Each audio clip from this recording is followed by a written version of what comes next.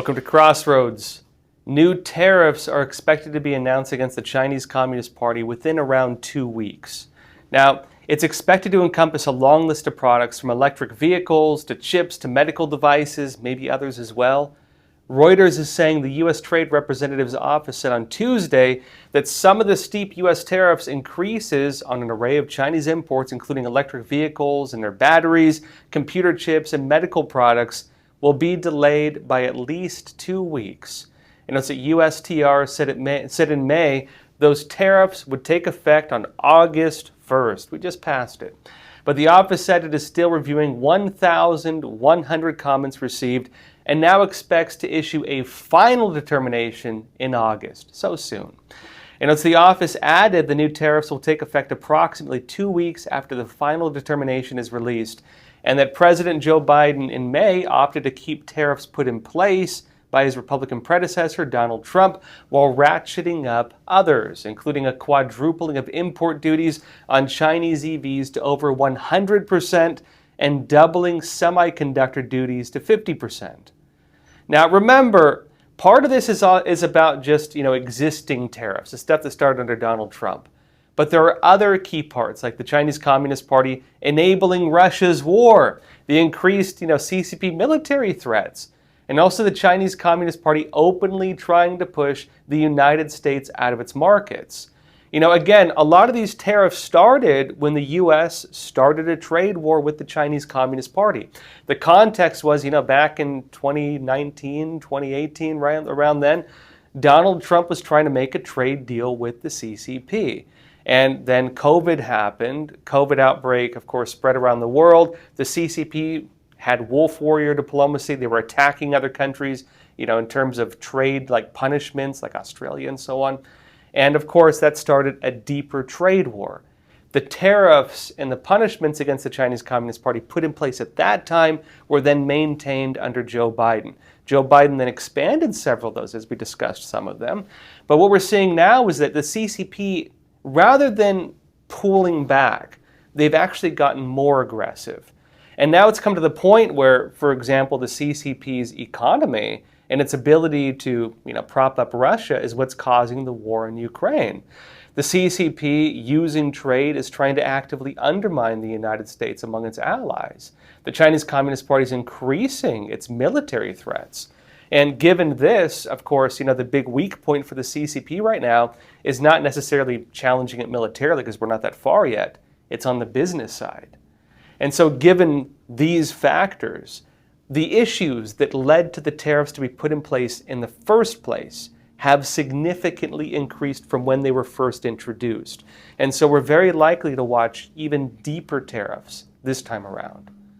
Now look, the Chinese Communist Party's recent incursions into the air defense zone of Alaska, that's important.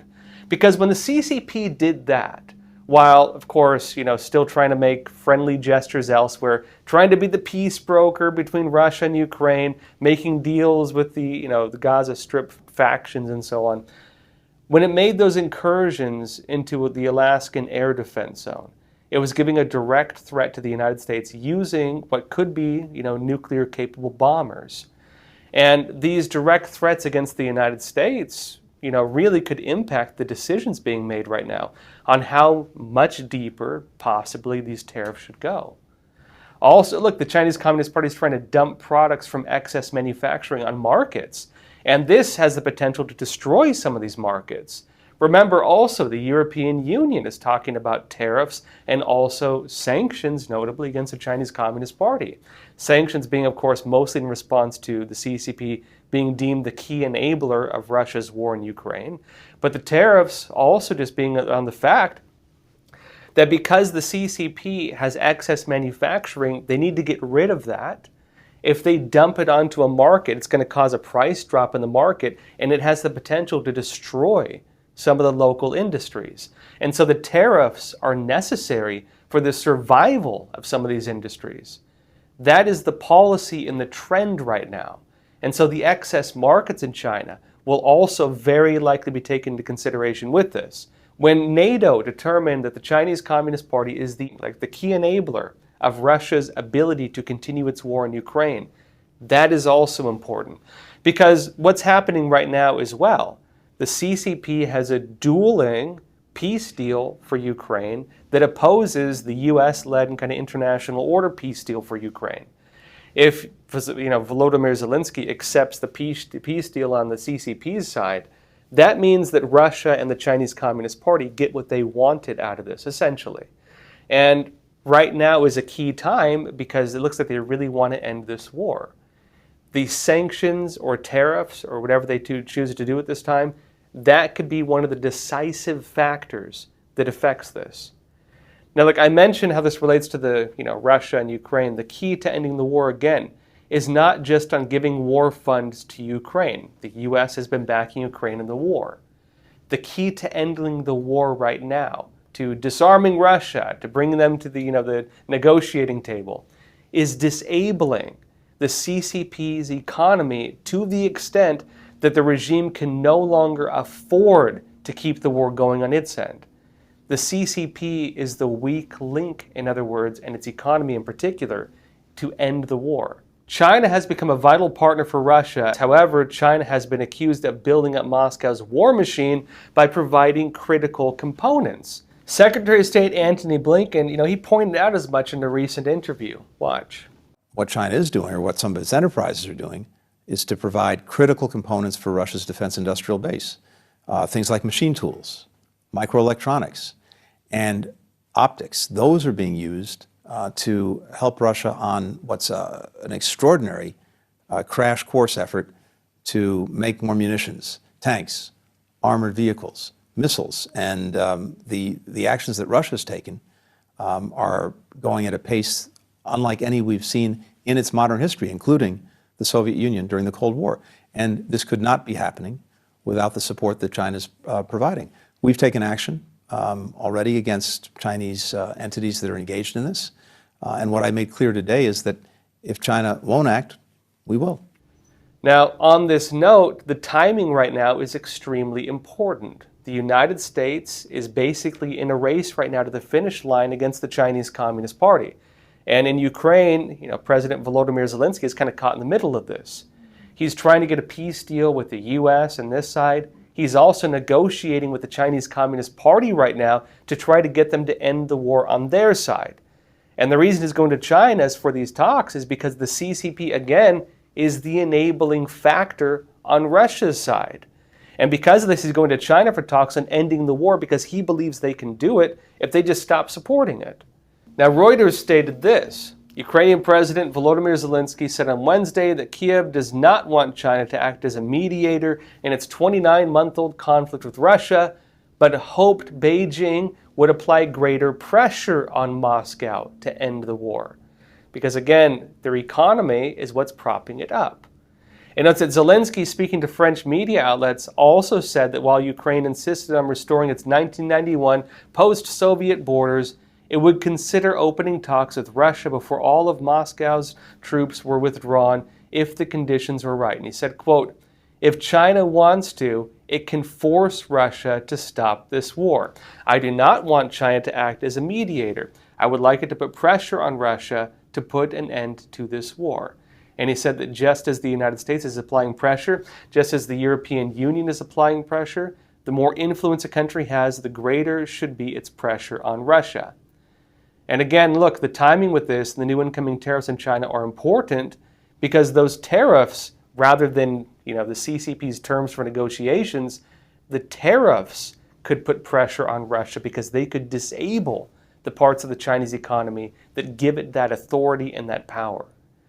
Remember also, the United States seems to be very much aware of the role the CCP is playing in the war. AP said this, China has surged sales to Russia of machine tools, microelectronics, and other technology that Moscow in turn is using to produce missiles, tanks, aircraft, and other weaponry for its war against Ukraine, according to a U.S. assessment. It says that two senior Biden administration officials who discussed the sensitive findings in April 12 on the condition of anonymity said that in 2023, about 90% of Russia's microelectronics came from China, which Russia has used to make missiles, tanks, and aircraft. It states that nearly 70% of Russia's approximately $900 million in machine tool imports in the last quarter of 2023 came from China. And again, given the fact that they have identified the elements that are supporting Russia's war, those could become targets. But actually, of course, just disabling those wouldn't technically deal with the whole thing, because this is trade between China and Russia, not trade between China and the United States or with Europe. If they want to actually impact this with tariffs, it's not really possible. They probably need sanctions. And the sanctions more than likely would be through the banks. They would have to go through other means to impact it or damage the CCP's economy to the extent that it could no longer sustain that support. Now, the general assessment is that the CCP is doing this for its own reasons. The Chinese Communist Party is offering a competing peace deal between Russia and Ukraine, but on the CCP's own terms. And remember, as we've discussed before on the show, the CCP's agenda right now within Europe and within the Middle East and within Asia is this whole idea of a Eurasian empire. It's based on this idea, this strategy, that whoever dominates Eurasia dominates the world. And if the CCP can reinvigorate, the former Soviet Union, and reinvigorate the Soviet influence over a lot of the Muslim world, and reinvigorate the Soviet influence over a lot of the Asian region, and the CCP then unites that with new trade deals and so on, the CCP will then have that power. Ukraine is one of the big key pieces to this. And of course, that ties in with Russia's interests, but the CCP, again, inserting itself into these peace deals, has said in its own words that it wants this to be something that serves the interests of China. They have their own skin in the game. And remember also, the peace deal in the CCP's terms should be taken in context of the other actions the regime is making elsewhere, including, again, with its pushing of the Hamas side of the war in Gaza, which is very likely going to draw that war out. But by doing so is kind of galvanizing a lot of these more extremist countries on the side of the Chinese Communist Party. And with the recent Israeli airstrikes against Hamas and Hezbollah targets, including within Iran, the CCP is putting itself on the other side of that conflict against the United States, and notably against Israel, but in such a way that Israel may have to go to the China if they want to have a peace deal. They want to bring an end to this. And so as that war is expanding, the CCP is putting itself in such a position that it is drawing it out while making sure that it benefits from it in the long term.